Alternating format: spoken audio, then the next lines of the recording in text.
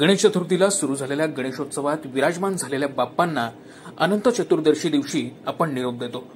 पण कोल्हापुरात मानाच्या समजल्या जाणाऱ्या 21 फुटी महागणपतीच्या विसर्जनाची मिरवणूक ही अनंत चतुर्दशीच्या दुसऱ्या दिवशी निघते। गेल्या काही वर्षांपासून छत्रपती शिवाजी चौक तरुण मंडळानं हा पायंडा पाडलाय। नेमकं हे मंडळ अनंत चतुर्दशीच्या दुसऱ्या दिवशी बाप्पांचं विसर्जन का करतं हे लोकल 18च्या माध्यमातून आपण जाणून घेणार आहोत। कोल्हापूरचा नवसाला पावणारा 21 फुटी महागणपती या ठिकाणी आज आपण बघत आहात। अनंत चतुर्थीच्या दुसऱ्या दिवशी या महागणपतीचा विसर्जन सोहळा या ठिकाणी मोठ्या थाटामाटात या ठिकाणी मोठ्या उत्साहामध्ये पार पडतोय।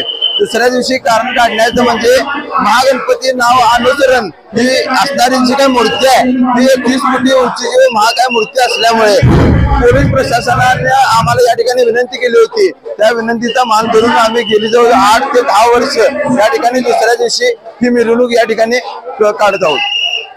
यंदाच्या मिरवणुकीत बाप्पांच्या विसर्जनाला ढोल ताशे, मोठा उत्साह, जल्लोष आणि आकर्षक मिरवणूक पाहायला मिळते। छत्रपती शिवाजी चौक तरुण मंडळाचा 21 फुटी महागणपती कोल्हापूरच्या गणेशोत्सव सोहळ्याचा आकर्षणाचा केंद्रबिंदू म्हटलं तरी वावगं ठरणार नाही। शहरासह जिल्ह्यातून भाविक महागणपतीच्या दर्शनासाठी येतात। या मंडळानं गेल्या 4 दशकांपासून सामाजिक बांधिलकी जपत वेगवेगळे सामाजिक उपक्रम राबवले आहेत। यंदाच्या मिरवणुकीत मंडळामार्फत फुलांच्या पायघड्या घालून तसंच 21 किलो चांदीची मूर्ती खास आकर्षण आहे।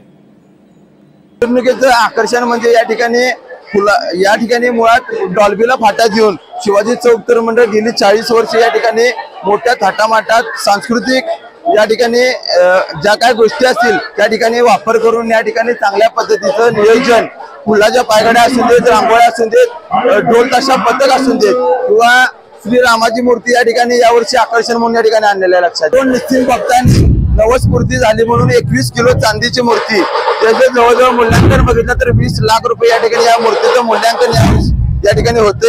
ही मूर्ती नवस पूर्ण झाला म्हणून या ठिकाणी 2 भक्तांच्या माध्यमातून या ठिकाणी देण्यात आलेली गावामधून या ठिकाणी शिवाजी चौक तरुण मंडळ ओळखलं जाते आणि या गणपतीचा पहिला व शेवटचा हार घालण्याचा मान या ठिकाणी मोहम्मद पठाण म्हणून मुस्लिम कार्यकर्ता आहे ते या ठिकाणी गेली 40 वर्ष या ठिकाणी करत आहे।